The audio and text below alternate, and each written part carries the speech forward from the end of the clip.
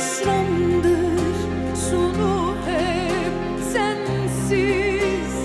Geçmiş gitmiş anlar olur da gidersen belki bir gün yaz gönlüne, yaz ömrüne, yaz kan çiçekleri solmaz.